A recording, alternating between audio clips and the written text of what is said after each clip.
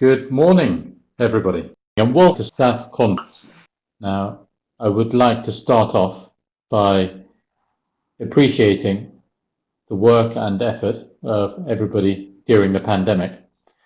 Now, first of all, I think we ought to just spare a thought for those who have lost lives during the pandemic, both patients and staff within healthcare systems across the world. So there is a poignant reason and rationale behind meeting virtually today, but please let us appreciate the lives that people have lost.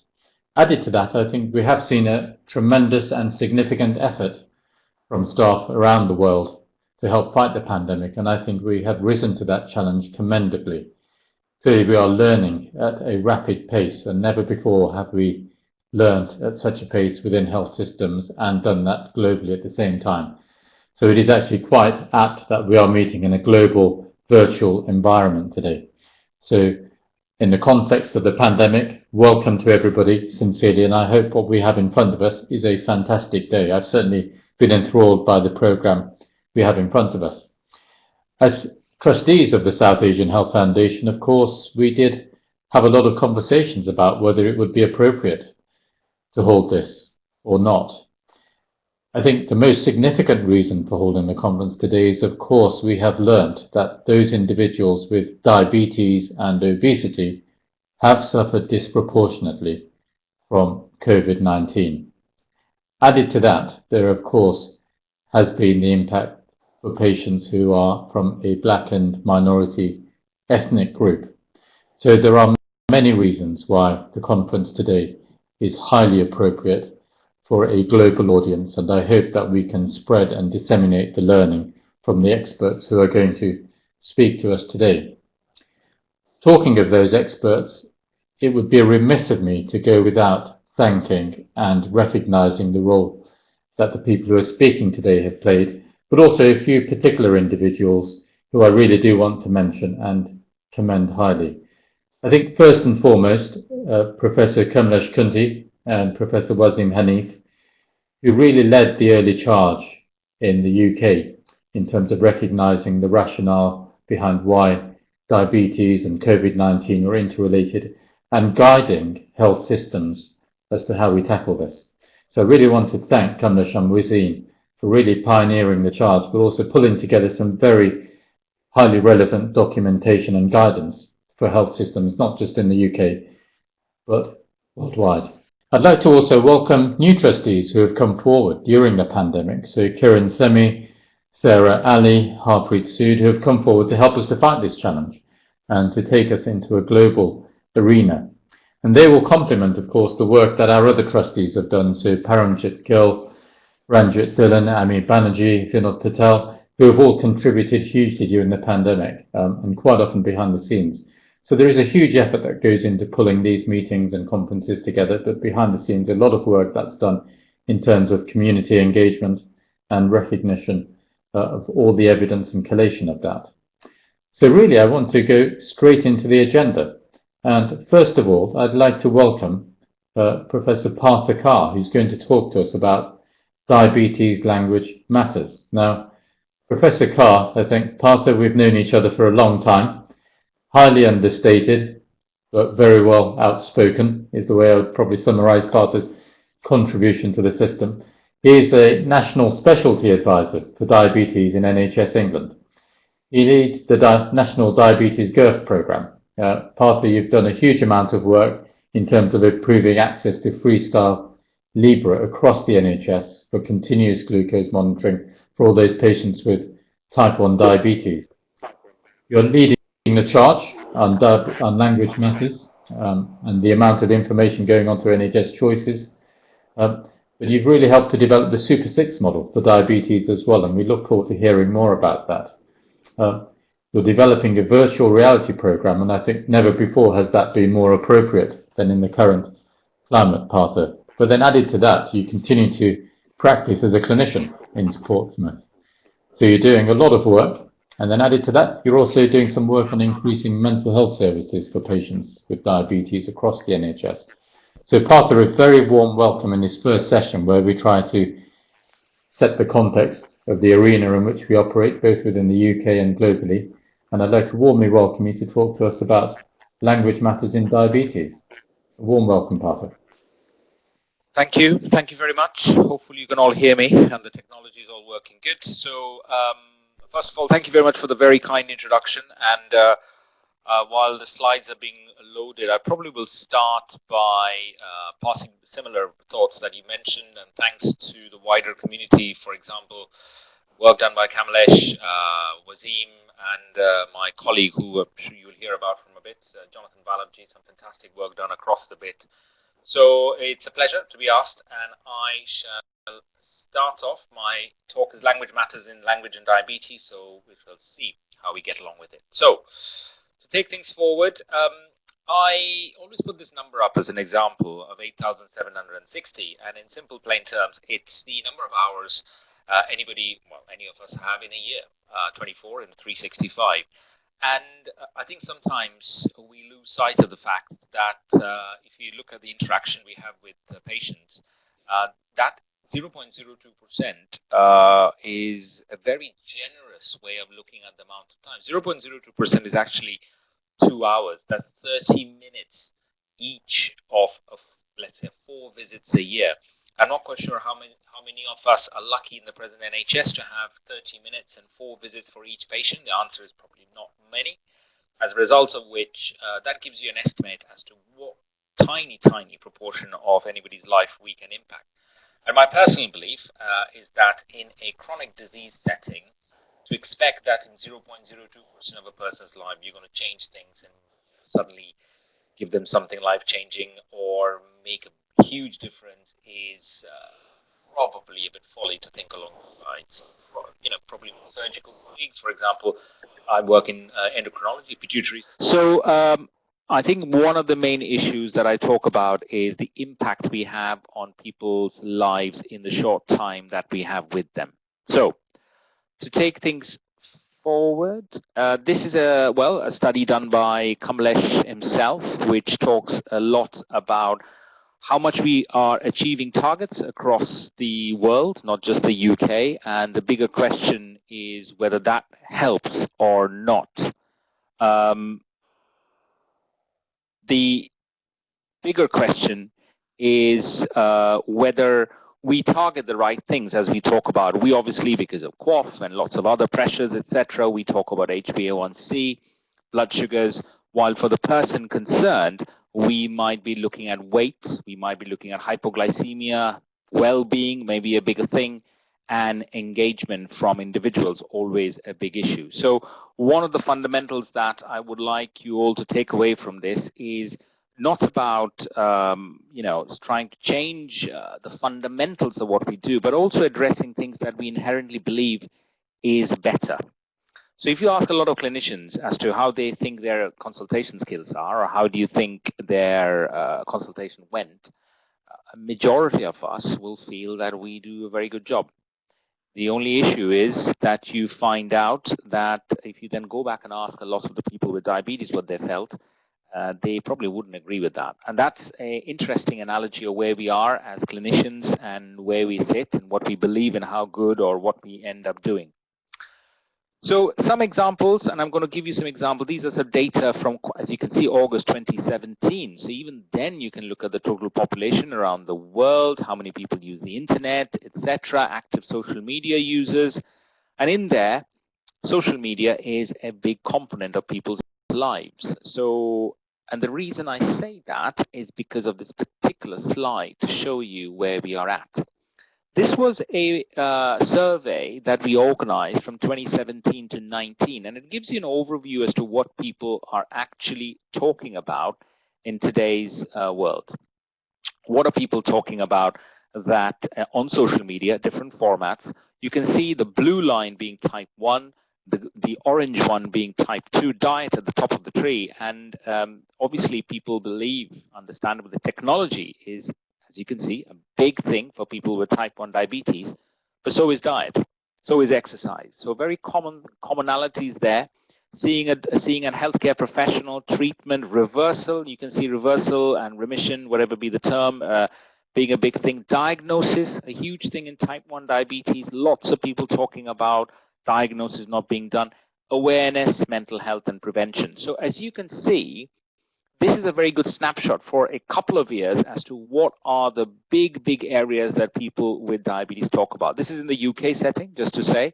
So for anybody who's doing policies and stuff, these are quite useful for us to look at. Now, I'm fully aware that social media is not a perfect reflection, but as those data I showed, there is a significant number of people on social media who do talk about things. So this gives an idea as to where things are and where things sit. Now, I'm going to use this particular term because this is something that a lot of people in the audience will identify with. I have done, and I still continue to do sometimes in some meetings, whereby you have very senior people who come around and say, in my time. And you see that all the time. We do it. I mean, subconsciously, I do it in my time, because I think we all like to believe that our generation was always the best. You know, what we did was amazing. Our time as junior doctors were amazing. We were amazing. And today's junior doctors are much more sort of relaxed and, you know, don't take time.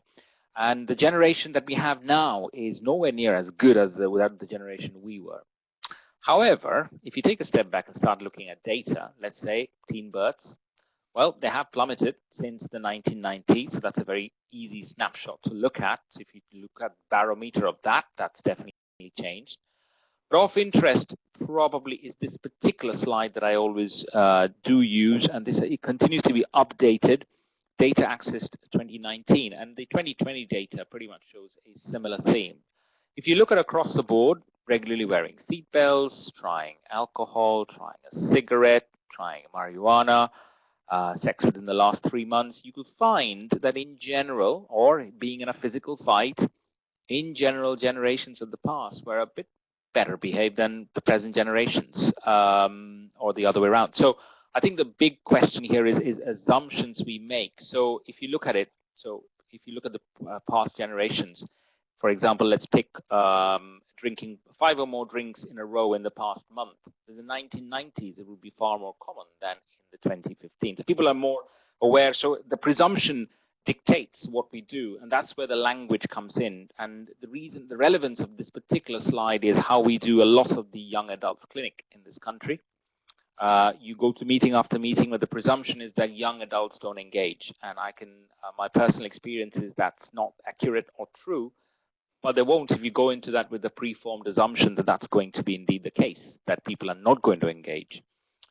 So a lot of it, and Jonathan and myself, we're doing work on it, a lot of it, the non-engagement factors, a lot of it is related to deprivation rather than a sweeping statement that no teenagers are interested in their diabetes. I mean, that's not factually even correct. So as I say, and that's a bigger debate that I always have with a lot of people about, you know, for example, best diet in the world or the best X and Y, is always the one you can afford.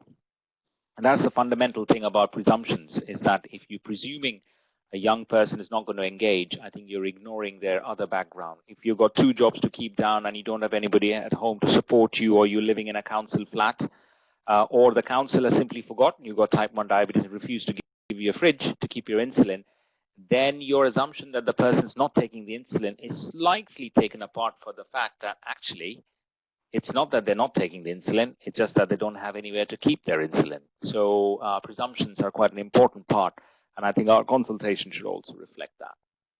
So this is something that we use locally, and I'm aware that other areas such as Southampton have been using it, and lots of variations on this if you want to look at it.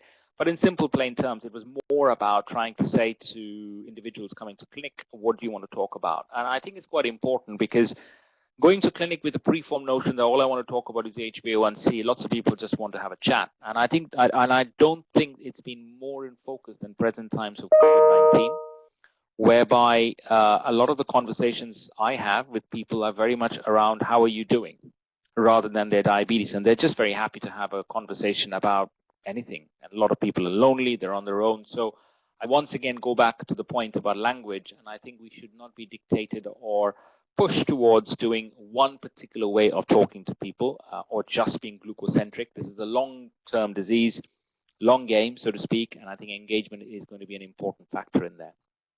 So just to make a reference to the language matter thing, it started off under the auspices of Diabetes Australia. There is a position statement out from them. This was done in 2012, so 8 years ago. 2017, I went to the ADA. I listened to Jane Dickinson talk about the importance of language, and then they published a paper in Diabetes Care called Use of Language in Diabetes Care and Education. Since then, going forward, what we have done in the UK, we worked with the Open University to do some research and engage with lots of focus groups.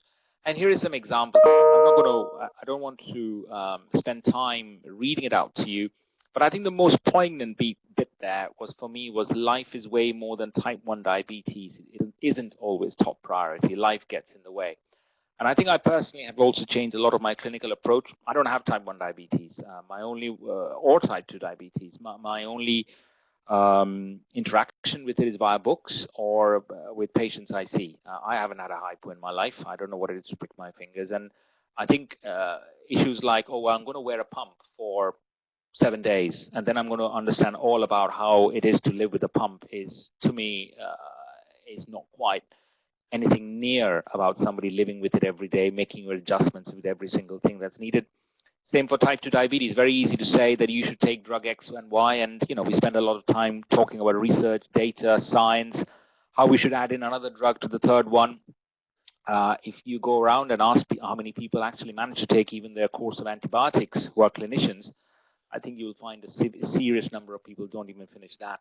But we are very quick off the mark about telling people how they should be taking their medications on a regular basis. So I think it's just about putting that into context. That's what Language Matters is about.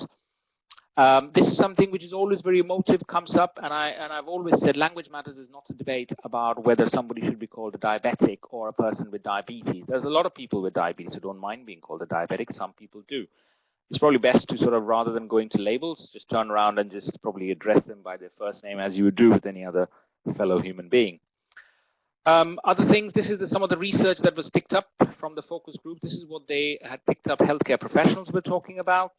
What's your diabetes control like? Is your opening gambit in a lot of clinic, which a lot of people don't do. Should you be eating that? Which is a big thing. And you see that on social media. And some of those of you who follow me on social media, even if I post anything on about anything I've eaten, immediately you'll have people jumping in and telling me what I should and shouldn't eat. So there is this whole culture we have about that we feel that we have to intervene in other people's lives a lot. But should you be eating that is, I always use a very simple analogy that if you're not going to use that tone or language to your own mom or dad eating something, then you probably should stop and not do that with the person in front of you either. That's probably the easiest way to deal with Language Matters. And this is something which I think we all have been guilty of talking about, and there's no shame or harm in saying that we have done, and this is what we are trying to improve. These are conversations picked up in the corridors by people with diabetes. Non-compliant type 2s don't look after themselves. My view is you don't know their situation, you don't live their lives, you don't know what problems they're in, you don't know their mental health situation, you don't know what circumstances they are in. It's not for us to judge and give an opinion and then make a preformed debate as to whether or not they will take their medication or not. So we then created something on behalf of NHS England. We worked with all our partners across the board to try and create this. And those of you know the diabetes world, that pretty much covered all the alphabets or all the letters of the alphabet. We had A, B, C, D, J, D, R, F, D, U, K, Friend. I've forgotten a few others, but everybody, in short, was involved in it. It's available online for you to have a look at, and I think we're very proud that it is a part of an NHS England diabetes team policy. Lots of countries have done it, but I think we are the only, if not the first official health policy body from the government which has done it, which is good, and I think that's a very clear steer from all of us as to what should be and what we should be doing. Some bits in here, I'm not going to spend time on it because you can download it and have a look at it. Seek to be less demanding, stereotyping, and this is one thing I just wanted to pause since we are at the SAHF meeting. A lot of rhetoric you hear about people from South Asian background often dislike the idea of injections. Well, if you're going to walk into it with that sort of prejudiced opinion, then I suspect we're not going to make much headway. Again, being so overweight is causing you to have all these problems. I tend to see that a lot from middle class privileged people giving that lecture to other people about weight. Some of the most unhealthiest food in this country are the cheapest. So we need to bear that in mind that Not all of us are fortunate to have a fixed salary like a lot of us have in the NHS in this present time. It is more stark, that particular situation. And lastly, this, which is a big bugbear of mine, if you don't improve your control, you'll end up on insulin, which is the biggest nonsense I've ever heard in my life. Because if you're going to use threats like that, then why are we wondering that there's so much inertia to insulin? You've already told the person that, you know, you're ending up on insulin as if it's the end of the road. It isn't. So seek to be more trust-building, clear, empowering, and collaborative. And I think that works best in my personal view. I have had varying degrees of success in the young adult population, and a lot of it has been about becoming, I would say, guides in their journey rather than trying to dictate what they should and shouldn't do. Now, since we're at SAHF, just wanted to make a point that language matters as a movement has spread. We worked with a fair few colleagues in India. So that was called Bato Hi Bato Me. It was done along with collaboration with us. This was the type 1 document, which was done with patient groups, and it has got a different language versions if you would like to use it. It's very applicable to anybody in this country as well, because the cultural issues are all kept in mind, done by people from India, which is quite good. There is also now a website where you will find all of these documents in one place. So you've got the Indian document. There's a type 2 diabetes document also now finished for people in India. That will also be on the website, hopefully in November. So that's been done by a group of clinicians based in India, working with lots of focus groups in India, lots of different languages. So I suspect it might be useful for SAHF if they so would like to choose to use it in different forums, etc. As I said, that's the website for you to have a look at. Lots of examples, lots of teaching sessions as well. We have put in there people who have done ABCD recently did a education session, which we have put up there as well. So if you find time, please do have a look and cascade along as you choose. And finally, just to keep it in time, what I always say is the single biggest problem in communication, the illusion that is taking place, as said by George Bernard Shaw. And I think that is a fundamental important part and parcel of what we do. We deal with a long-term condition, and we must be aware that just by giving a drug or an insulin or technology, we're not going to solve people's lives. So I think that's what this talk is about. Have a look at the available documents. This is not about being politically correct or letting people know what you should and shouldn't do, but it's more about just giving you an overview and seeing what you can do to try and make those consultations a bit more better, a bit more productive, a bit more fun as well. And I'll leave it there. Thank you very much. Arthur, thank you very much for a really scintillating summary here. I'd like to invite the virtual audience to please send questions. I do have a question from India, Partha, that's come through on email to me, saying that actually younger people are not really interested in reading reports. I'll read it out here. Young people do not want to read reports.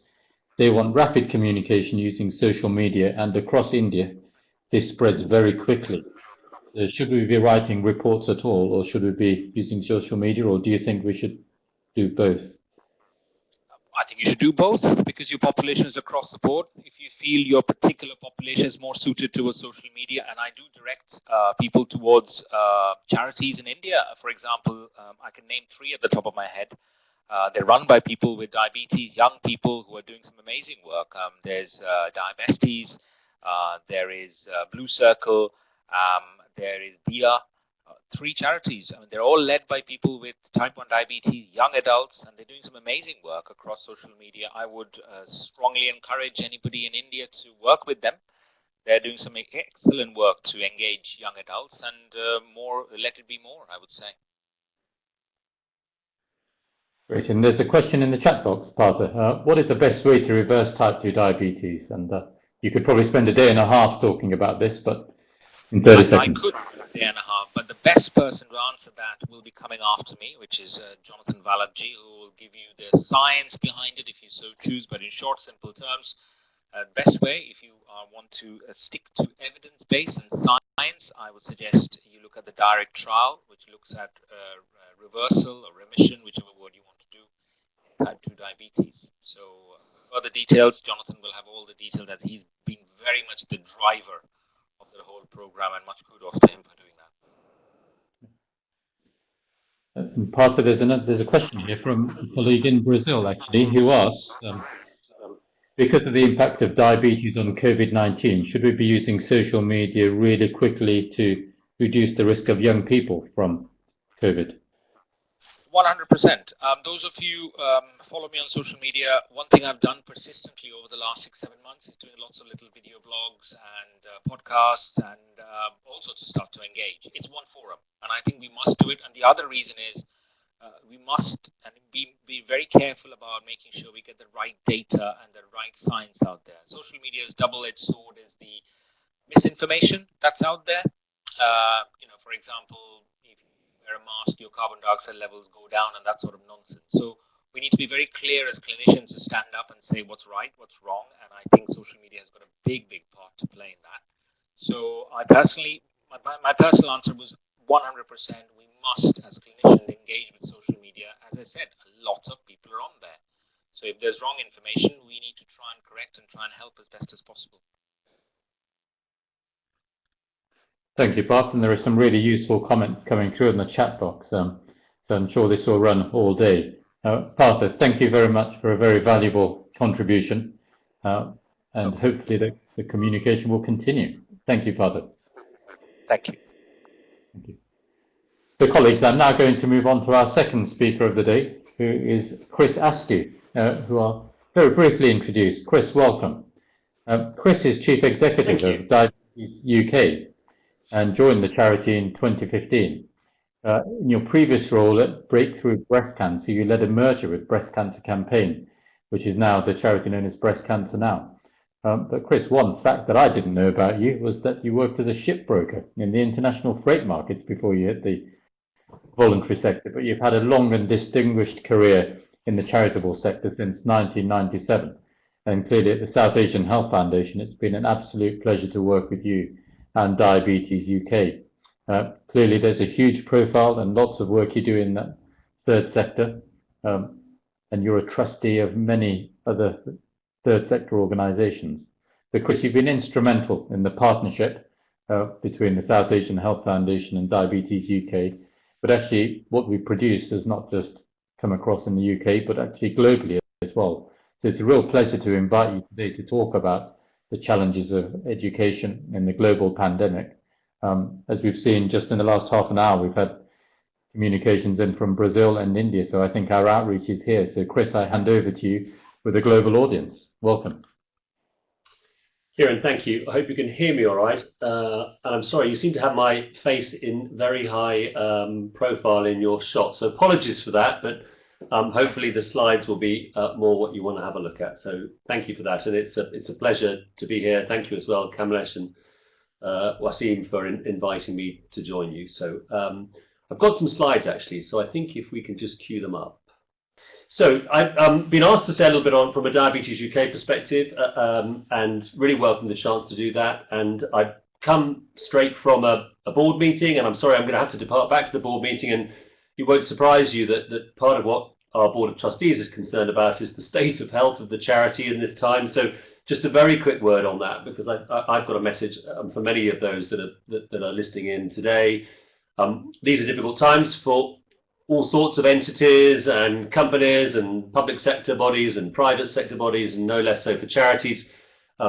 And we have, as everyone else has done, walked that tightrope between kind of financial alarm and financial danger. But in the meantime, we are a charity that I think probably is busier now than I can probably say this probably at any point in our past. We are under a huge amount of workload, which is a wonderful thing to be in. That's what we're here to do as a charity, to be here for people, to provide support and information. And that's definitely our situation. And I'm very pleased to say that we're not getting sidetracked from that unduly by huge amounts of sort of financial danger or people not engaging with the charity. So I wanted to say a thank you, because I know many people listening here will engage with Diabetes UK. You might be a professional member of the charity, you might be a personal member, you might have done some work for us, you might have done some fundraising for us, you might have done the Million Steps or UK-wide cycle ride, or you might be taking on Month of Miles in the month ahead. But equally, you may be a part of one of our healthcare professional leadership courses. You might be supporting us on that. You might be sitting on one of our committees or on our board of trustees, on our council of healthcare professionals, and you might be connecting your patients with some of the services and information that we can provide. And I want to say a big thank you, because I don't assume lightly at all that actually at this point we're able as a charity to deliver the amount of work that we're delivering. That's a big thing to be able to say, and it's down fundamentally to our partners and our supporters, and in that the healthcare professional community, and in that in particular the South Asian healthcare professional community. So thank you very much indeed. It's a message I really wanted to add. I couldn't speak about our perspective were that not the case, so thank you. A little more on that later on. Okay, so as much as we've been handling, as everybody has, the impacts of working in a pandemic, behind that we remain true to our strategy. We launched that strategy on the 1st of January 2020. I could have thought about a better year for launching a new organisational strategy, but actually it's been our guide star in this. It has been our compass, and we've been able to go back to the 5 areas that are within our strategy. They're on this slide here. We've been able to go back to these 5 outcomes that we're seeking to achieve as a charity. And as you see when you read through those, I won't read them out to you now, you can see them on the slide, but when you ask what it'll take to achieve that outcome during a period of pandemic, you get a different answer from the one that you would get if you were in normal times. Let me put it that way. So actually asking the deep question about how will people live better and more confident lives with diabetes, free from discrimination during a pandemic, you get some really interesting answers about what it tells us that we as a charity have to do to meet that. So this strategy, which determines everything that we do, really directs and guides us, actually in this year as much as in any year. And I hope when you look at that, if you're involved with Diabetes UK, you might recognise your contribution to our work in one of those 5 areas. When we thought this through and we thought about what it was going to take for us to be able to achieve in these 5 areas, there was one theme that became very clear to us. I haven't shown the slide here, but it's the theme about tackling inequalities. And I want to say a little bit about that, because it's true of us and our work in normal times that unless we tackle the inequalities that exist deeply and broadly within diabetes for lots of different reasons, I think you would appreciate, as we did, that we will only achieve limited success across these 5 areas. So we've recognized that we really have to tackle inequalities that exist in diabetes care, and actually that requires us to look into our own organization, a bit more about that in a moment. And equally, and you've got some great sessions coming up on this later today from people that have led this work, Kamlesh in particular, really understanding how inequalities are playing out for us in a way that nobody would have welcomed, but sadly many of us might have predicted during this pandemic. So let me just say a little bit about that in my next slides. So when we talk about tackling inequality generally as a charity, these are the high-level commitments that we've really recognised at the beginning of this year, that we've got a renewed commitment to tackle inequality where we see it, in the provision of services, whether those are specialist services, primary care, prevention, remission services. We've really got to tackle that.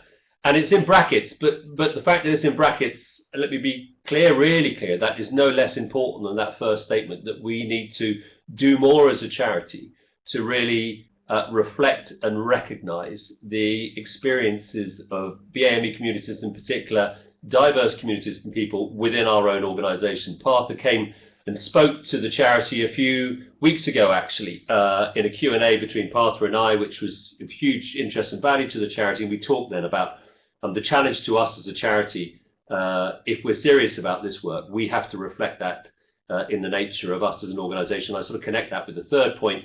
We've certainly seen a response within our own organisation to the worldwide call to action raised appropriately and rightly and belatedly as a result of the Black Lives Matter movement. And that's a talk for another time for me to say a little bit more about this. But let me just plug one thing. I mentioned Wasim. We're in the middle of a board meeting. Wasim's got the perfect excuse not to be in that board meeting because he's here, of course, but he is one of our trustees. We are recruiting 2 new trustees to the charity, one in Northern Ireland, one in Wales. Later in the year, 2 more national posts. And we are looking for candidates that can bring that BAME experience and background into our work. So please, if you're resident in either of those 2 countries, please do pick that. Please do pick that opportunity up and think whether it might be for you. And as I say later, two more roles. Very important part our trustees play. And thank you, Wasim. Let me say that in front of this audience for all you do for us. And then we really wanted to recognise the heightened attention on inequality that is with us and around us as a result of COVID-19. Let me say a little bit more about that right now. So what are we specifically doing in these times to be true to be true to those ambitions that we have? Well, we're calling on the NHS to identify people with diabetes at increased risk because of ethnicity, age, HbA1c, BMI, complications. This is work we're working closely with Jonathan Parther in England, but with diabetes clinical leads right across the United Kingdom to make sure that they have all the support they need to manage their risk. We, as a charity, need to understand more how best we can reach and support people with diabetes in BME and in more deprived communities.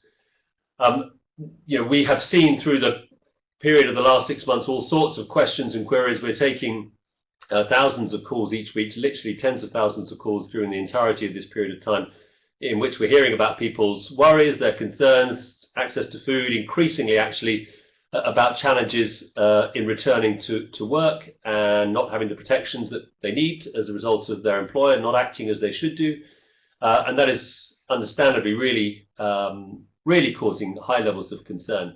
A lot of information that goes up on our website, and I'm mindful of the audience into this particular seminar. So interestingly, 75% of the traffic to our website comes from the UK, 25% comes from around the world. So we really do see the opportunity as an English-speaking website to make sure that we're putting up information that's available to people wherever they may be, maybe globally actually. And then we're working with the NHS. I'm sure Jonathan will say more about this a bit later on when he talks about prevention work, but to think how we can make sure the prevention services which have been around during this pandemic might target those that are at higher risk of developing type 2, either because they have a genetic predisposition or because that correlates with being in BAME communities. And then I mentioned that was as much as we're working very digitally at this time, we're very aware also that creates exclusions, and we're doing what we can to meet and challenge that. So a very quick word about something I've talked about in previous years, but our Community Champions program, which is a core part of our work in communities right around the country, actually. And I'll be very quick. I've only got 2 slides because I have talked about Community Champions before. They're a major resource and opportunity for us to connect with communities where we can usefully bring some of our messages, but empower champions within those communities to raise awareness of a range of topics. Might be risk of type 2 diabetes, and we can do that in a way which is embedded within that community in every possible way, actually. Just to say a little bit about where we're getting to on that work and how we're looking ahead. We have completed significant programs in Birmingham and Surrey. The very nature of our Community Champions work, and you would have seen it from the image on that previous slide, does require kind of lots of face-to-face work. So we have been caused to pause all of that. We are looking at different routes, online peer-to-peer, but fundamentally our Community Champions, or the major part of that program, has had to be paused. But it is allowing us to do a review of that and to think how we can essentially take a program of work which had really compelling and strong results in small communities in which we were working, often as a commission service, but now what do we need to do to achieve a much wider effect and reach on that? So we are revising our approach to Community Champions in the future, and again I dwell on this because I know there'll be a number of people in the audience that have connected with our Community Champions program in the past. We are much more fundamentally taking out our work in Community Champions and embedding that in our regions. We have offices around the regions right across the United Kingdom, and we're now embedding Community Champions management resource in each of those regional areas. It's a much better model than the one we had before, where that was centred fundamentally in the London office. And the aim of that is that we can, yes, certainly grow the diversity, but also the scale and size of our volunteering communities, and in doing so, work with a much wider NHS community with that as well. So there's a little bit about Community Champions, definitely change ahead, and again, look forward to be able to share more of that with you in due course.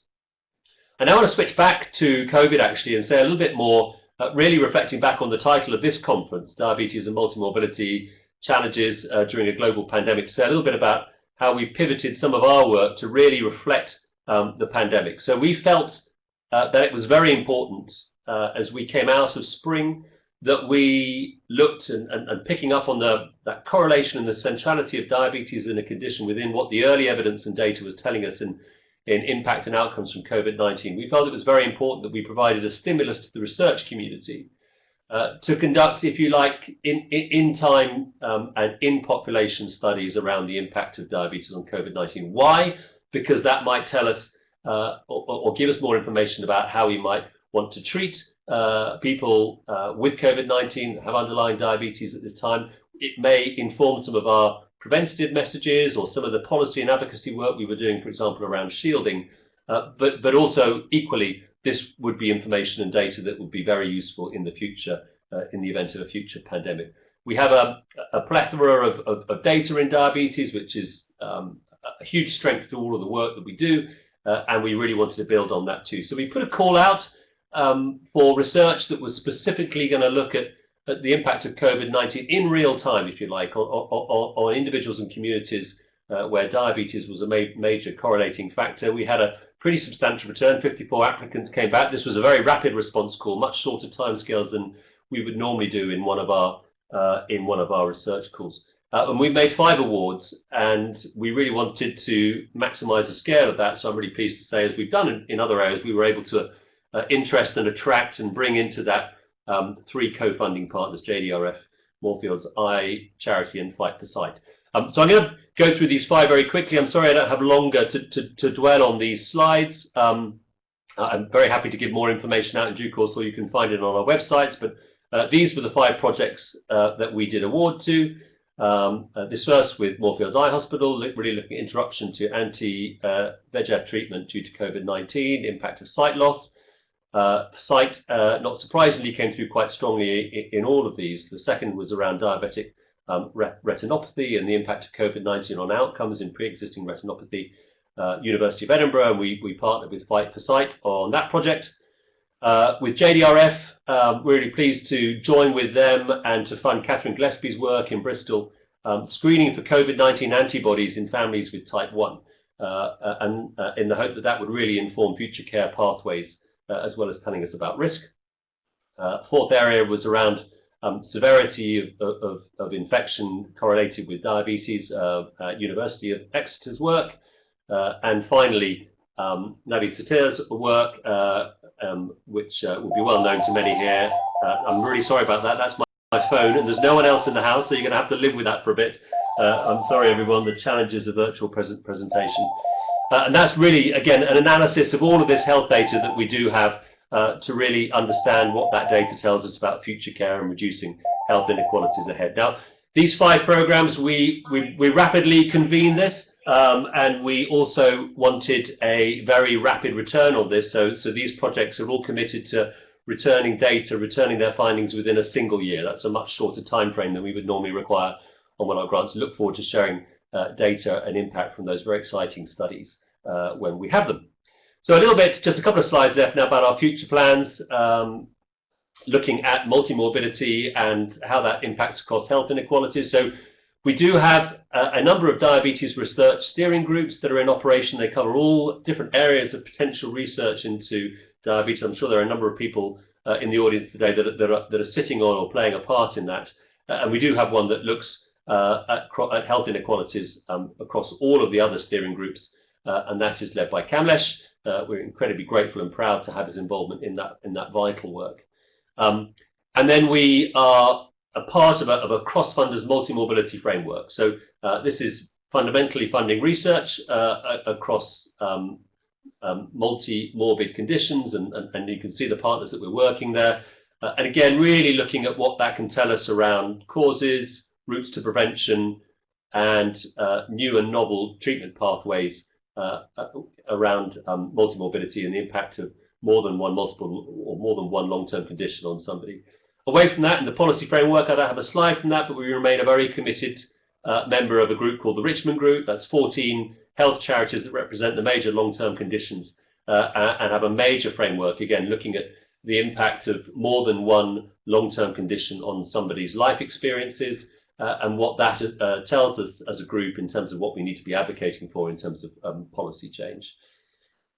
And then finally, and I'm not sure whether this is coming up in your program later on, but a very exciting study, FOS-COVID, which is looking at post-hospitalization of COVID patients, another vital, in-the-moment study, significantly funded by NIHR. And we're really pleased to say that we've managed to bring a diabetes element into that, led by Simon Heller. I'm really, again, pleased to be able to say, and that really ensures that in a population-wide study into post-hospitalization impacts of COVID, we're really making sure that diabetes is recognized in this exciting study. We know that it's going to feature heavily in this, and it's a vital place for us to be. So I think I will stop at that point. I'm very happy to take any questions that there might be now. Yeah, Kieran, over to you. Yeah, Chris, thank you very much. I think you've covered a huge amount of ground very quickly to tell us what you've been doing. Chris, I guess there's a comment here from Abdul Race, one of your UK community champions, which is highly complimentary. And I guess the first question really is, what have the community champions been doing during a period of lockdown, and have you had to divert or adapt what they've been doing? So certainly we've obviously retained our contacts. The core fundamental program, which was sort of outreach work in communities, often conducted face-to-face, using existing place and existing practice, we've had to delay and stop a lot of that work. So that's been a real challenge for us. Thankfully, at the same time as that, we were running a project in Derby called Awareness to Action. I didn't share any slides on that this time, and that was parallel to the community champions program, but we were essentially using adverts that were shown in that area, and that was to really raise awareness around prevention of type 2 diabetes in young male populations, and to prompt them to take an action, whether that was to go to the Know Your Risk score on our website or to talk with GPs. We've learned a lot from that. It was successful to a degree, not as successful as we thought it would be. I think that trigger to action, seen, if you like, on a poster or on a digital, didn't seem to trigger that immediate connection in somebody's mind that says, okay, I need to take action there. And I think I raise that because that's one of the core strengths of the Community Champion Programme. It's more than just a reminder. It's more than just a prompt that you see on a poster. It invariably involves a conversation. It invariably involves some face-to-face interaction. And it's been very hard to think about how we might be able to reduplicate that in a digital version. So I think we continue to innovate on this and look at different opportunities. Our regions have been really excellent, actually, in working with some of our existing support groups, where previously they may have met, and they've now set up Facebook groups. They've taken those support groups online, and I think by embedding our Community Champions program in our regional structure, we're going to benefit from much of that enterprise, which might, for example, allow community champions to still connect within their communities and do their work, but using many of the sort of online digital routes of connection that we know have grown up in previous months. So we've had to stall that fundamental activity, but plenty of opportunity ahead, I think. And thank you very much indeed for that comment. Great. As I say, there'd be no Community Champions program if it weren't for volunteers coming forward and taking that on. So thank you very much. Thank you. That's brilliant. And I think you probably partly answered the next question that's appeared on the chat about what happens when we signpost to the DUK number at the moment rather than refer physically. But great to see that virtual adaptation happening. Yeah, I can say a little bit on that question. So obviously we do, the helpline is there. It's a non-clinical helpline, so we can help people with lots of queries and questions. But obviously we can't take clinical inquiry quite appropriately. Actually, during the deepest days of lockdown, we were fortunate to be able to connect to another helpline that was, Jonathan may be able to say a little bit about, actually, that we worked in partnership with NHS England and with a group of pharma companies, and were able to set up a clinical helpline that we could triage people onto from our helpline. So that isn't actually any longer in process, but we learned a lot from that. But when people do come through to us, yes, we can certainly provide non-clinical advice and signpost them to lots of other resources that we've got on our website, including, for example, the Know Your Risk online tool. Yeah, thanks, Chris. And I think just to add to your comment on the contribution of the pharmaceutical industry, it is huge at the moment, and conferences like today wouldn't happen without our sponsors. So that partnership is really key across systems. Chris, I'm conscious of time and the fact that you have a board meeting impending, so I'm going to ask Wazim Hanif to substitute for you on the Q&A panel later. But before you go, I just wanted to say a huge congratulations on your OBE from all of us at SAHF and around the world. I think it's highly deserved, and we congratulate you and thank you for all the work you're doing in diabetes. And we look forward to that partnership continuing. I appreciate it.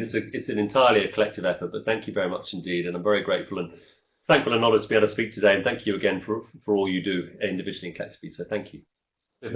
Thank you, Chris. Which leads me to move on to our last speaker of the morning session, who is a good friend and colleague, Professor Jonathan Valadji, who is our National Clinical Director for Diabetes and Obesity at NHS England and Improvement. He's the lead for that, the NHS Diabetes Prevention Programme as well, and hopefully we'll see some information about that. And like Partha, Jonathan, you continue to practice clinically as well, despite being hugely busy in the world of leadership, management and policy, with a particular interest in the multidisciplinary foot clinic. And I think you've done a huge amount for foot clinic services around the country in the UK. You qualified from Barts in 1990. We won't hold that against you, Jonathan. But what we do want to congratulate you on is your OBE for services to diabetes and obesity. And again, well deserved in the 2019 Honours List. Without much further ado, Jonathan, I'd like to hand over for you to give us an NHS perspective on diabetes.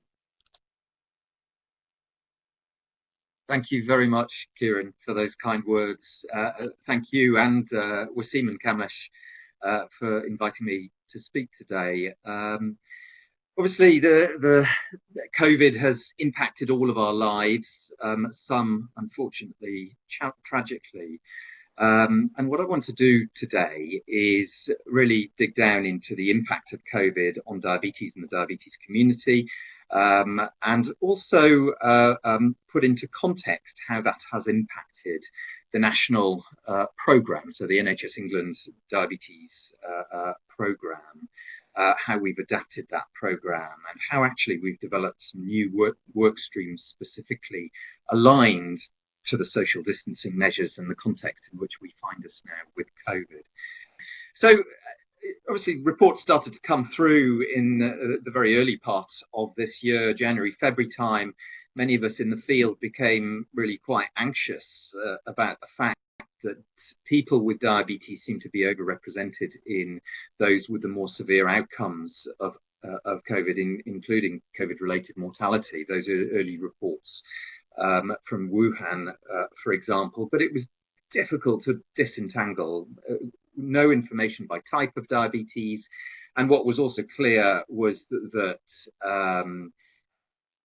more elderly people were more likely to get the more severe outcomes, and of course we know that type 2 diabetes prevalence goes up with age, so quite what the impact on people with diabetes independently was unclear back then. In about April time, thanks in large part to Wasim and Kamlesh in terms of drawing attention, certainly in this country and I think probably internationally, to the fact that, again, a higher burden seemed to be borne. Jonathan, sorry to interrupt, Jonathan. Just saying, there's an arrow at the bottom left which you need to use to navigate the slides, apparently. Ah, thank you.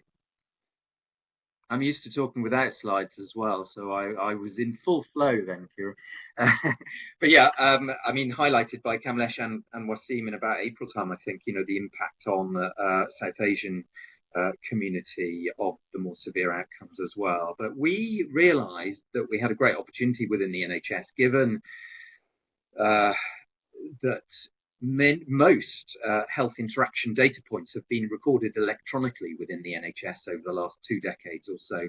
We realised that there was a great opportunity to link data sets. So we were able to link the National Diabetes Audits data sets, which captures about 98 to 99% of all people with diabetes across England. We were able to link with the COVID data sets centrally within NHS England and NHS Digital, which gave us a huge opportunity to actually provide clarity for the community out there. And I hope we succeeded in doing that. And we looked at COVID-related deaths, from the first incident death in England to around the middle of May. We worked very quickly, such that by the 19th of May, we collected data up to the 11th of May, and by the 19th of May, we put our 2 papers out as preprints on the NHS England website. Those papers have since been published in Lancet Diabetes and Endocrinology, and I was going to just start with some of the key punchlines from that, if I can negotiate the slides. What am I doing wrong here? Okay, sorry everybody. So this was the first study that we did. We linked the National Diabetes Audit to something called the Master Patient Index, which is everyone across England registered with a GP.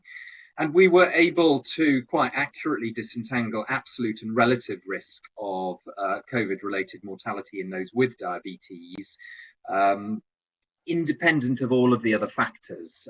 Sorry, I'm not doing well with my slides. So that's the first paper. We disentangled the fact that independent of all other factors, type 1 diabetes was associated with 3.5 times the risk of COVID-related mortality, and type 2 diabetes with double the risk. We also showed that within both forms of diabetes, but if I focus on type 2 diabetes, because that of course is the vast majority and the clear association with non-white ethnicity, within the type 2 diabetes population, we also showed, independent of everything else, age, sex, socioeconomic status, that Asian ethnicity was contributing to a 35% increased risk of COVID-related mortality, and black ethnicity a 70% increased risk, really reiterating some of the messages that had already been put out there, not least by Kamlesh and Waseem. And then we also used the National Diabetes Audit data set to look at the independent factors in each cohort with diabetes. So we looked at the type 1 cohort and the type 2 cohort, and we confirmed the independent effects of age and sex and ethnicity and socioeconomic status. But for both kinds of diabetes, we importantly disentangled the independent modifiable risk factors of hyperglycemia and raised body mass index. We're used to thinking of raised body mass index in the context of type 2 diabetes, but actually it was equally a predictor of poorer outcomes with COVID in the type 1 diabetes population as well. So as a summary of our efforts in data, which I hope have proved useful nationally and internationally, the 3 messages were: type 2 diabetes, well, all forms of diabetes are associated with higher risk, but of course we can do something to either prevent type 2 diabetes or to put it back into remission, which gave us some very clear and relevant goals in the context of the COVID pandemic. And for those that already have diabetes, we had clear modifiable risk factors indicated from the data sets of hyperglycemia and body mass index. So 3 important points there: type 2 diabetes and the potential to prevent it or put it into remission, hyperglycemia and high body mass index. So if you just retain those thoughts for the rest of what I'm going to run through. So the NHS Diabetes Prevention Programme had been doing very well. We had published outcomes in Diabetes Care in January of this year. The weight loss trajectories, the HbA1c reduction trajectories are right on course for what one might have predicted from trial data, which leads us to believe that we might realistically expect about a 26 to 30% reduction in type 2 diabetes incidence by around 21-22. We were doing well to get people on programme. We achieved our 5-year forward view target of getting 100,000 people through the programme or onto the programme per annum. We achieved that a year early. Successfully managed to get more investment on the back of the long-term plan, and a target, if you want to call it that, for the number of people we wanted to get on programme last financial year was 120,000, and we achieved that, fortunately, with 2 weeks to spare, because of course the last 2 weeks of the financial year was impacted by COVID and lockdown. We have a QOF indicator that was due to come online in April to reinforce awareness of the programme and to ensure that if people do convert to type 2 diabetes from pre-diabetes, that we catch them early, but that was postponed due to COVID. So what was the impact of COVID? Well, our providers did phenomenally well within a 2 to 3 week window, so pretty much by early April.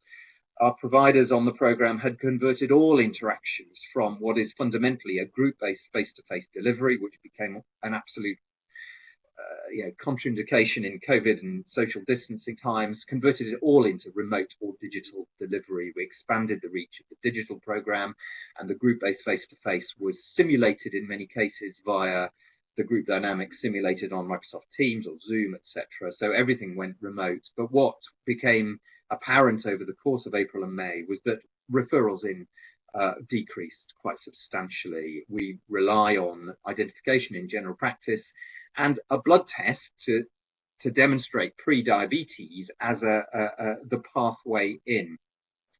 So not only were people struggling in terms of access to general practice was reduced in the first wave, but so was access to blood testing.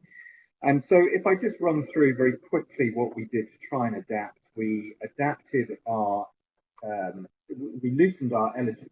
Sorry, I'm not doing all the slides yet. Flip on to the menu.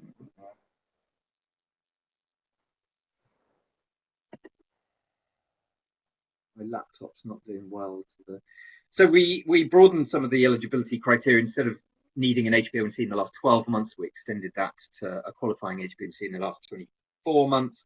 We approached some that had already declined participation. We went back to them to re-invite. But the major push and new pathway that we introduced was a direct-to-consumer pilot. Now, in terms of identifying those with prediabetes or what we call non-diabetic hypoglycemia, it needs a risk tool, a risk engine, followed by, if you're high risk, you then get a blood test to confirm prediabetes.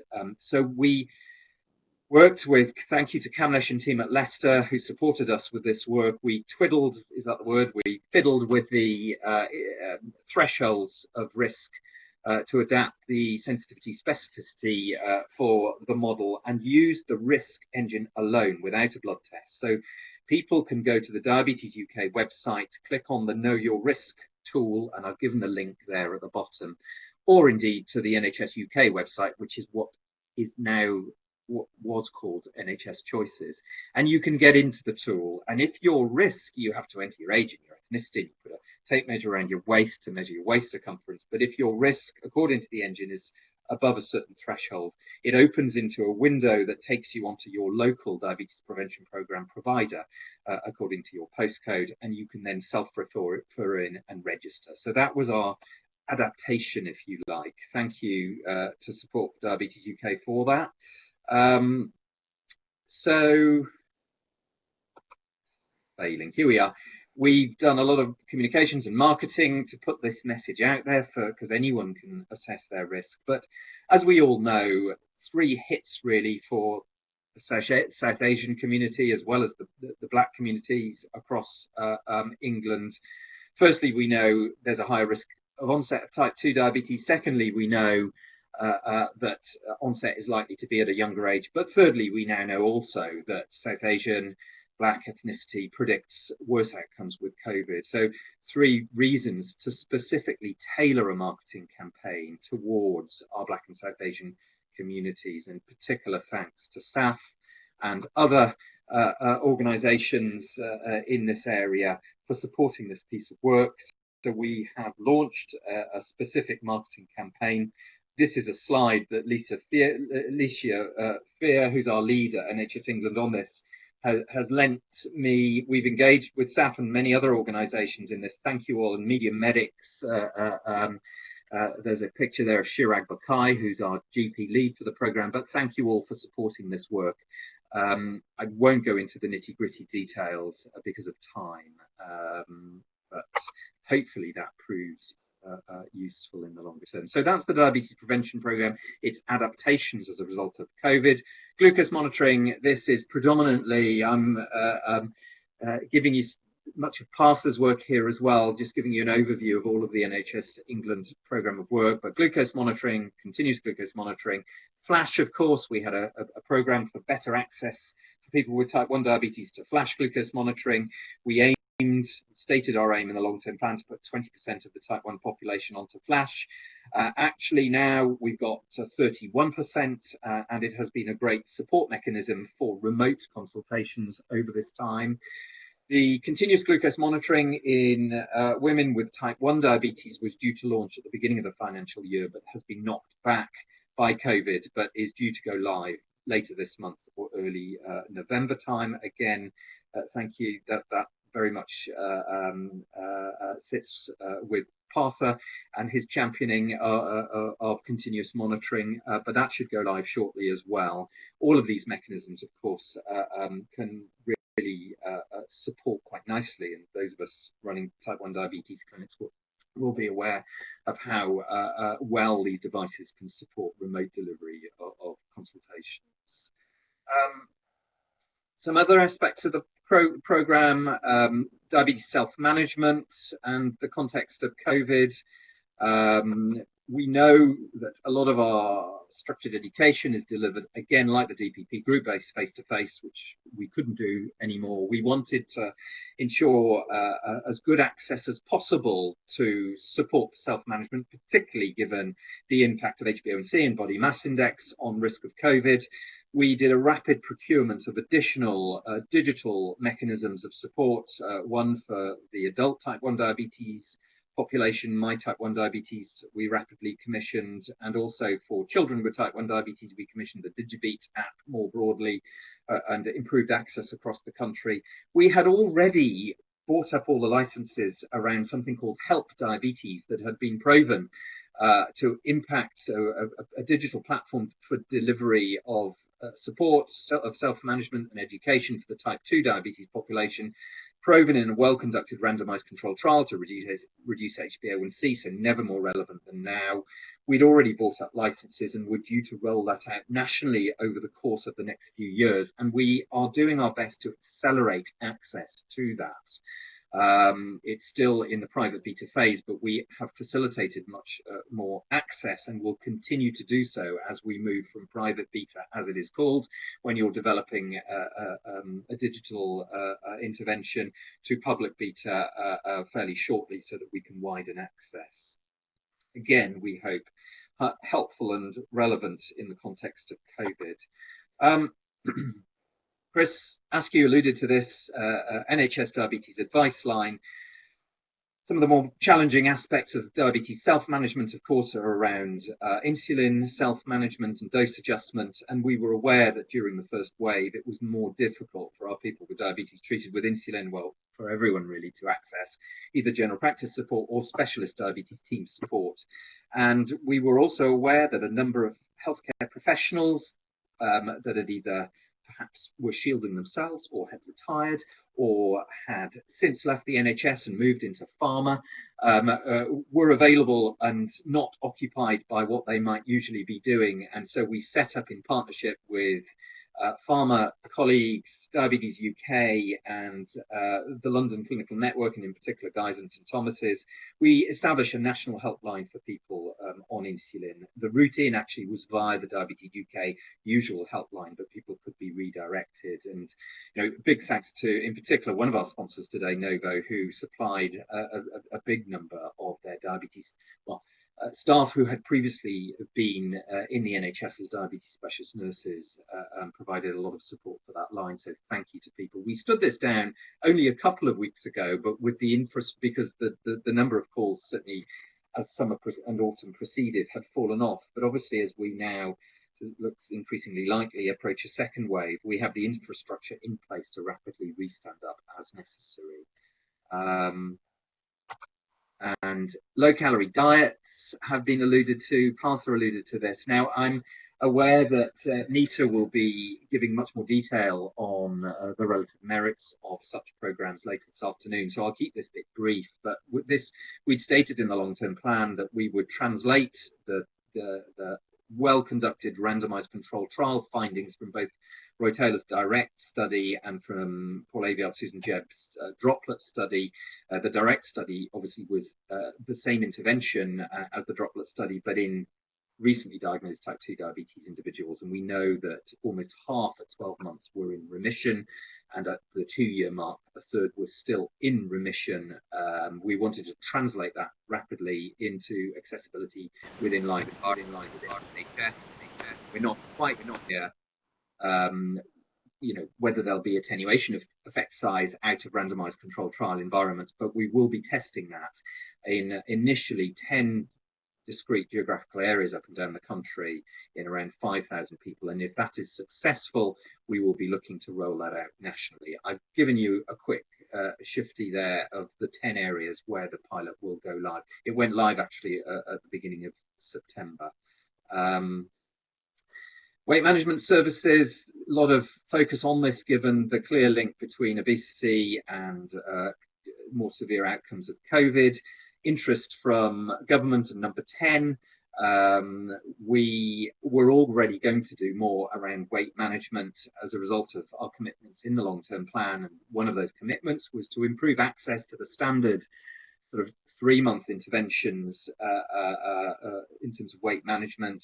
But in particular, we were going to focus on people in the obese range, adjusted appropriately according to ethnicity, with one other comorbidity, be it hypertension or type 2 diabetes.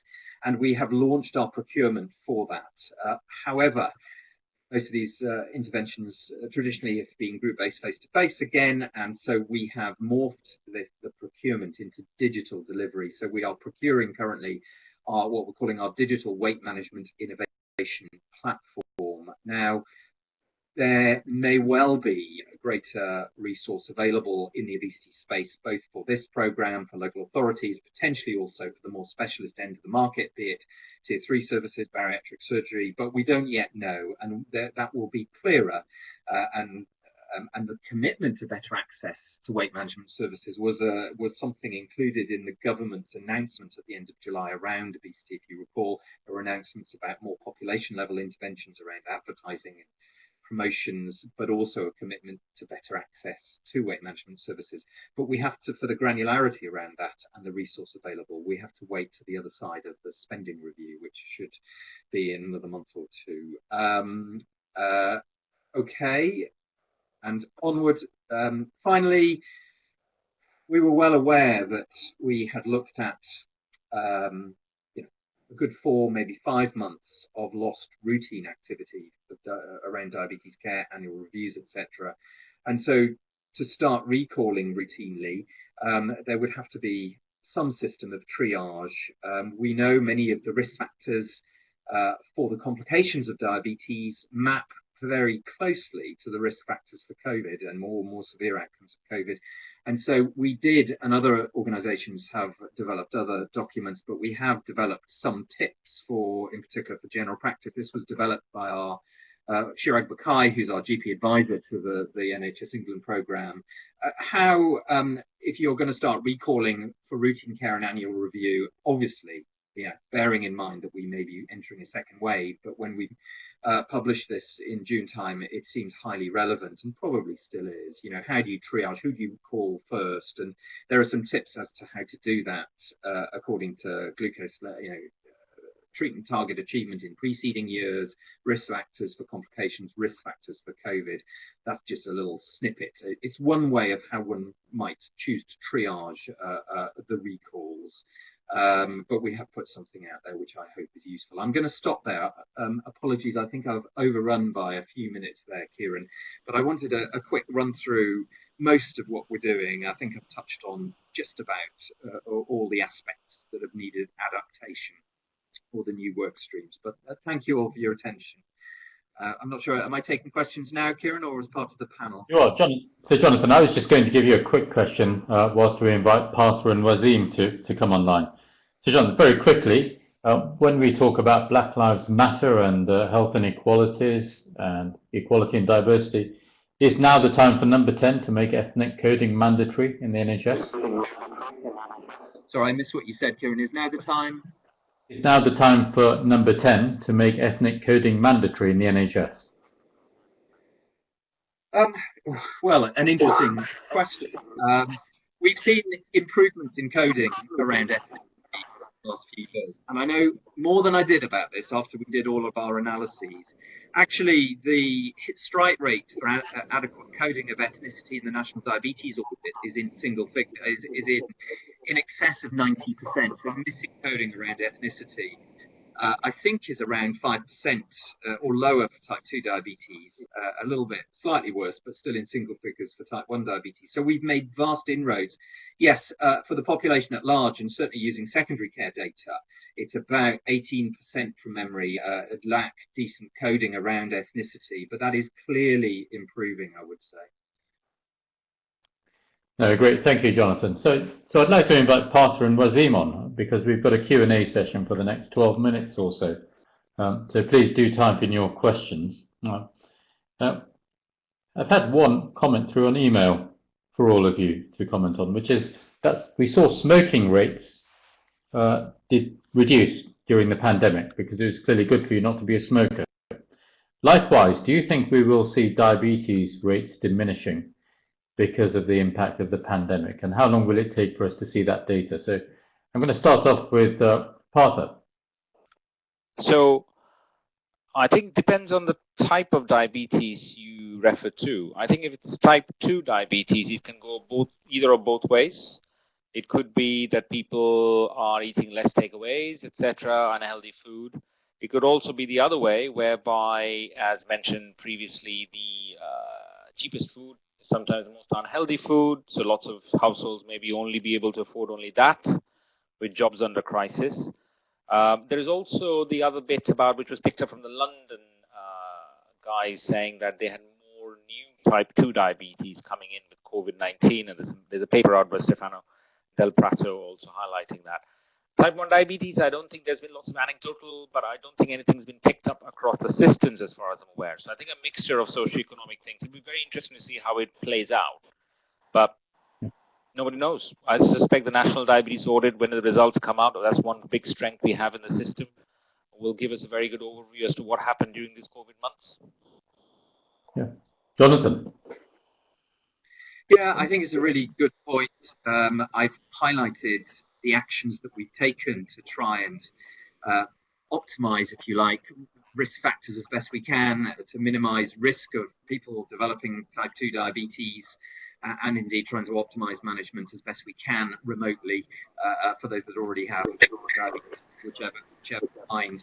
What we don't know, and that some initial evidence is emerging, that people on average there may have been weight gain during lockdown, but the problem that we have with our program, the problem that the national data that reflects on, is that because of social distancing, we're relying on self-reported weights now, and weight being the most important modifiable risk factor for onset of type 2 diabetes.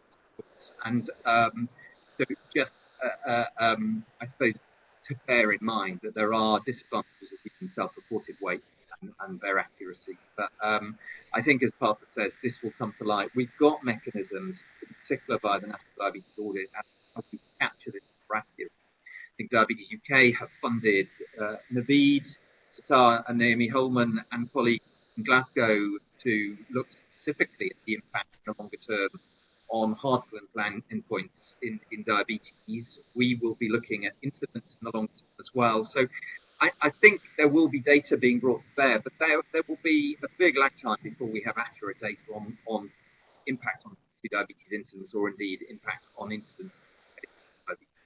That will be in the next few years rather than the next month. Fantastic. Thanks, Jonathan. And Wazim, could I ask for your thoughts on that from a SAHF and the UK perspective? So, Wazim, it was just the fact that we saw people smoke less during the pandemic, but what do you think the impact of the pandemic is going to be on the incidence of diabetes? I think that's, I think just seeing what's been happening out in the community, both in terms of the diabetes care and what is happening in terms of the general well-being, be it mental health issues, be it the weight gain, be it the lack of exercise, be it not being able to access good quality food because of the economic deprivation that is the pandemic is causing. All these determinants, the socio-economic determinants, point to the fact that we might be seeing the consequences of the pandemic for a very long time, be it on the incidence of diabetes, be it in terms of increasing BMI or obesity, or even in patients with diabetes, be it in their outcome. So that is something we have to take into consideration when we start doing the planning for the long-term effects of of the pandemic on the communities. Yeah, so I guess following on from that, Rosime, we're going to have a lot of poverty because of the impact of COVID and the economic impact particularly. What can we do about the impact in terms of diet and subsequent diabetes and health inequality? Because surely the gap is going to widen, isn't it? Maybe if I could ask you all briefly to respond to that. Maybe start with Jonathan. Yeah, I think you raised really valuable points. These are unknowns at the moment. We simply don't know what the longer term impact will be. The economic impact there's clearly going to be a significant hit to the economy. That does tend, in years gone by in previous recessions, that tends to widen health inequalities. And of course, we know that type 2 diabetes incidence is very much related to socioeconomic status. Well, it's one of the important sort of associated factors, isn't it? So quite how this will impact in the longer term is very difficult to know and disentangle. I think all we can do is do our best to support the situation with evidence-based interventions to try and minimize impact on diabetes incidence, on diabetes complications, on impact of COVID on our populations as well. So I think all we can do is what is obvious to do at this point in time. But you raise important and concerning issues that will come to light in the longer term, I think. And Parker, if I could come to you next. I suspect a lot of it will be, as I said, there's a lot of the unknowns. The understandable worry, as Wasim highlighted, we don't know. I think the thing that we'll do is keep tracking the data and adjust investments and adjust services accordingly. That's the best we can do at the moment. I always say that let's not forget also that type 2 diabetes care in this country has been blessed by a lot of fantastic work from primary care clinicians all across. You look at the median HbA1c of type 2 diabetes, 2.9 million people. It's 53 in the UK, which is pretty phenomenal if you take it one step there. I think the issue then is how do you split it into the high-risk groups and then make the differentiation. And before this, me and Wasim were having a conversation about this on social media. Where do we go with the ethnic side? Is it the right thing to do by prioritizing X above Y? Would it be politically the right thing to do? Wasim is a believer in science, quite understandably. So I think there are lots of unknowns to this. But as Jonathan mentioned, our job, and that's one thing we are very, very clearly doing, is keeping an eye on the data. Whichever one picks up, and the same to you guys as well in SAHF, let us know. Thanks, Parth. And Wasim, a brief answer from yourself. Yeah, I think Jonathan and Parth have covered the issues, but I'm just going to try and focus a little bit on the positive side. So one of the positive side that has come out of the pandemic is in terms of the health messaging. So in terms of the people trying to understand the importance of what we call the underlying burden of disease or comorbidities, be it managing their diabetes or their blood pressure or cardiovascular disease. So that has come into the focus. So I think one of the challenges which we have both in the NHS England as in charities, be it Diabetes UK and SAHF, is to keep going back to the message about the importance of managing the underlying comorbidities, both in terms of the overall health as well as the pandemic. Thank you, Wasim. And again, there are some questions coming through. I'll briefly just ask Jonathan to answer the one about shielding. So in light of the, do we use diabetes distress scoring to improve access to mental health services? And how do we use diabetes stratification and ethnicity to advise who should shield for a second wave, if that is relevant? Over Jonathan. If I may take the second point first, because I think it's a really important one.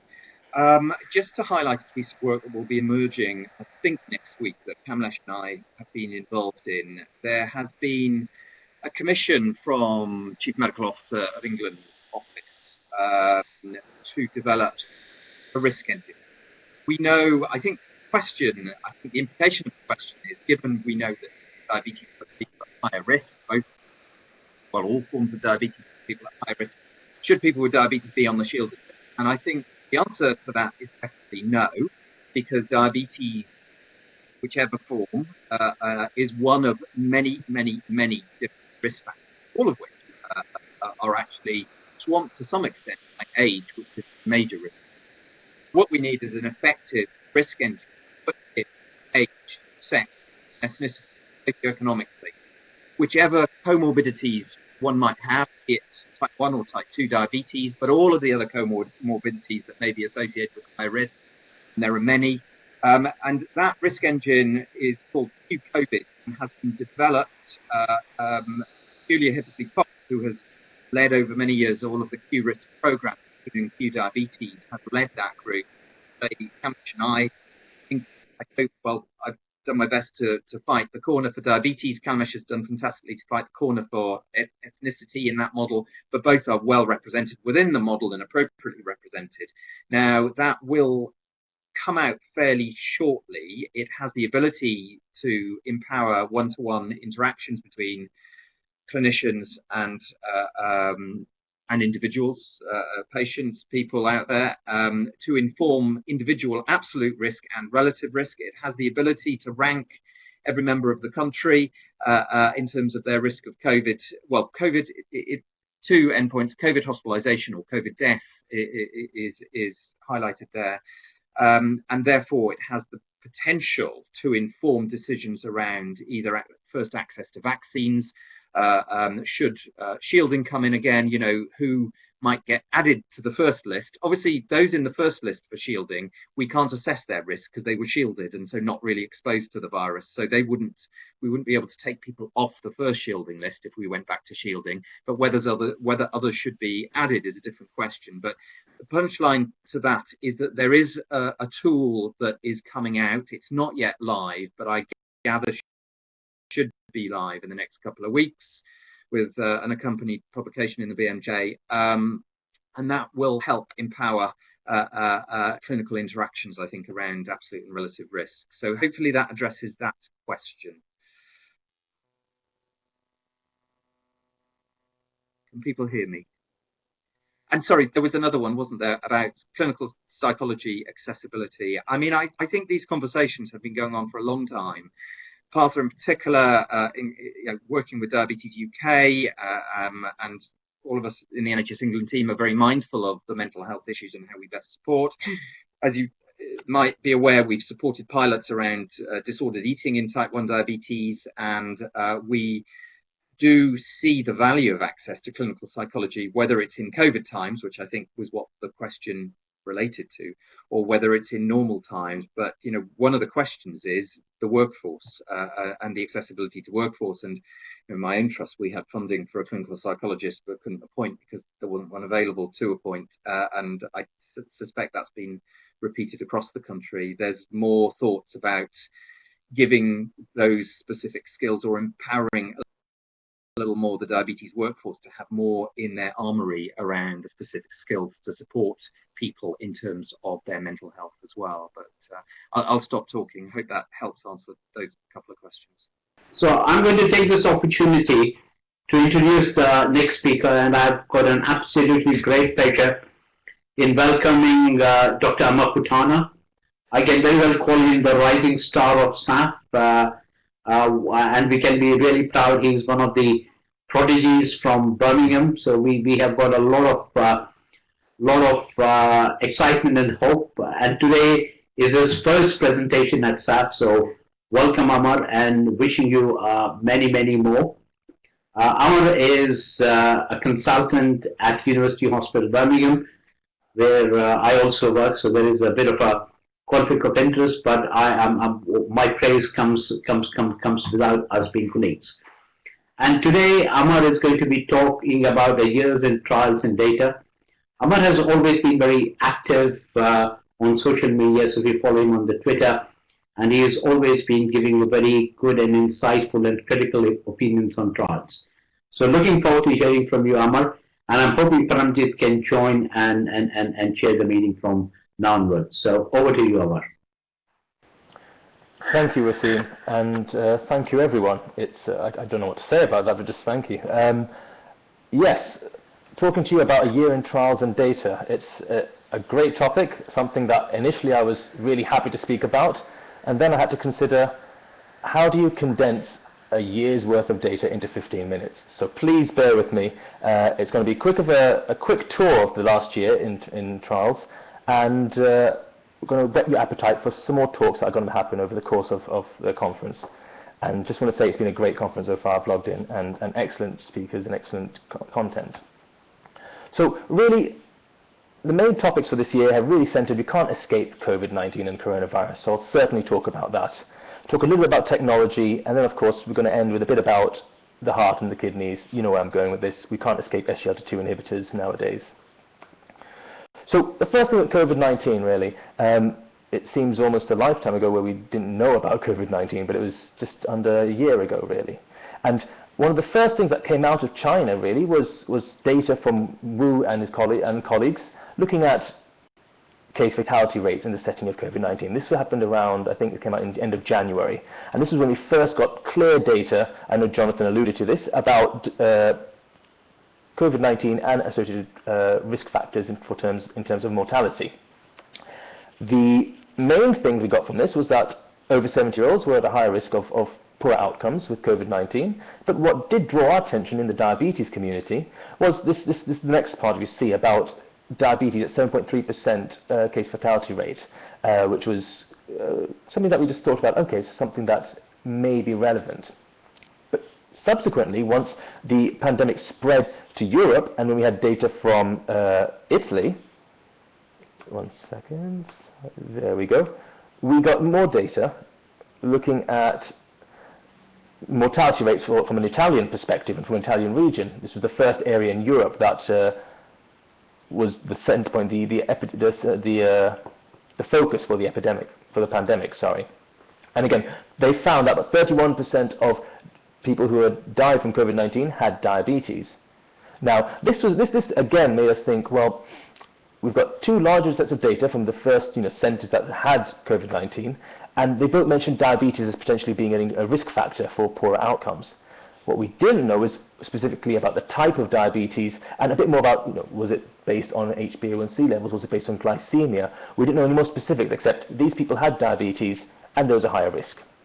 So this is what led to a bit of concern across the diabetes community, and would this translate into anything that we could do about it, and what we need to know more information. So the clamour for data was there. And this was compounded by the fact that if we looked at mortality rates among those with type 1 and type 2 diabetes in the UK, this is English data, again we saw a massive spike in rise in the number of deaths from in those with diabetes, type 1 and type 2. So we knew there was more that we needed to look into, and that was really being championed by my colleagues already on SAHF who've already spoken, Professor Carr, Professor Kunti and Professor Valabji, all had taken centre stage in this next trial that I'm going to be speaking about. The first one that came out really in the UK was this, Open Safely. And this looked at, I don't know if you can see, you can't see it clearly here, but essentially it looked at a population of databases, about 70 million people in primary care, and looked at it to see kind of what were the risk factors for mortality from COVID-19. And what they found, and this was the initial assessment, was that those with diabetes had a higher risk of poor outcomes, and specifically classified it in those who were controlled and uncontrolled. And again, 58 millimoles per mole was used as this cutoff, and those who had HbA1c over 58 millimoles per mole had a high risk as well. So we knew that HbA1c had a link, but again, this data did not tell us about the type of diabetes. And so this is where the next data came in, the most important data we have in diabetes, I would say, and a very thorough look at data across England. And this was published recently, but we've known about the data for the last good few months now. And again, they noted these trends. So again, as what was seen by the previous Open Safely data, that diabetes was associated with an increased risk of poorer outcomes with COVID-19. But again, they looked at it in more detail in terms of stratification, not just on various parameters of type 1 and type 2 diabetes, but looking at age. And as we've seen across all the data so far, age is an important independent risk factor for COVID-19 and poorer outcomes. And this is quite clear from, as you can see, from the, if I show the arrow, there we go, across the board, we can see as age goes on, you're at higher risk. But again, they stratified it again with deprivation as well, and social deprivation, and those at higher social deprivation had poorer outcomes. And of course ethnicity, as again we've talked about a number of times, we will be talking about, so I won't spend too much time on this. We saw increased risks in those in non-white ethnicities. I won't go too much on that. What I want to draw as well is that this talk about deprivation, yes, it's important. COVID-19 has highlighted that those in the most deprived areas have a higher chance of poorer outcomes compared to those in least deprived areas. This is data from the Office of National Statistics in the UK, in England. But what I want to mention, and I won't talk about this too much because we're coming across it, is that 2019 data, if you look at this, again, there's always been this discrepancy with deprivation. It's not just with COVID-19. And it's important to bear in mind that COVID-19 has highlighted a lot of these discrepancies that we've seen and differences in mortality rates from ethnicity to deprivation to various other things. And this will be talked about more in detail, but I just wanted to highlight this to yourselves. And that's kind of where I will end with this COVID-19 data. There's a lot that we've talked about and mentioned, but this was the highlight in a way because it was the first time we had some clear data on diabetes and COVID-19, and I think it's been something that we're still using now in terms of shaping further policy and management. But the next stage, really, the next thing I want to talk about was about technology, and specifically the Freestyle Libre device, which is flash glucose monitoring. This is termed as something of a revolution when it came out in the form of no more finger prick testing, just need to scan and you get an idea of looking at blood sugar readings and you can monitor your diabetes. But again, this has been championed again by my colleagues at NHS England, Professor Varadji and Professor Carr. We're one of the first countries to adopt this into policy, and now it's across NHS England, it's been utilised as a key implement in managing someone with type 1 diabetes. So while this was done almost with good data background, but again, we were waiting for more significant data to look and see has this been beneficial. And this is where the ABCD, so Association of British Clinical Diabetologists, came in with their national audit, looking at flash glucose monitoring and looking at people on this device to see what could be found and why people were on it and what the results were, kind of to back up why we feel so strongly about flash systems and glucose monitoring. And they looked at just over 10,000 people, mostly with type 1 diabetes, who were started on flash glucose monitoring to see what they found. And again, they found one of the major reasons why flash glucose was initiated was because of, instead of finger pricks, as you can imagine, checking your blood sugars 8-10 times a day, that can wear away your fingers. And so for a lot of people who had type 1 diabetes, this was an amazing piece of technology that would allow them to help manage their diabetes better. And of course, high HbA1c was another reason, but a lot of other reasons, including hypoglycemia, were also noted, and even a few things for people with recurrent hospital admissions. This gave us a good idea of why people were initiated on flash glucose monitoring.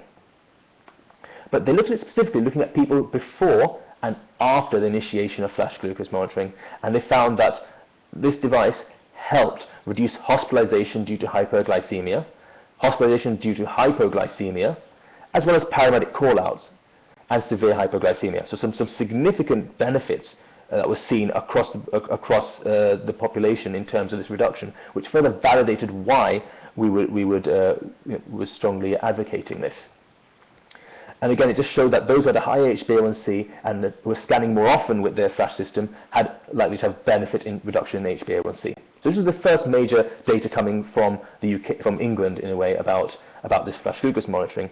But I also want to highlight this was a poster at EASD from the Scottish data. And again, they looked at just under 10,000 people with type 1 diabetes who were using flash glucose monitoring, and they also found very similar findings in terms of improvement in HbA1c. But where they also specifically looked at is they looked at DKA admissions, and they found that again flash glucose monitoring helped reduce admissions for diabetic ketoacidosis, which again added more to the evidence that this system, this device, has significant benefit.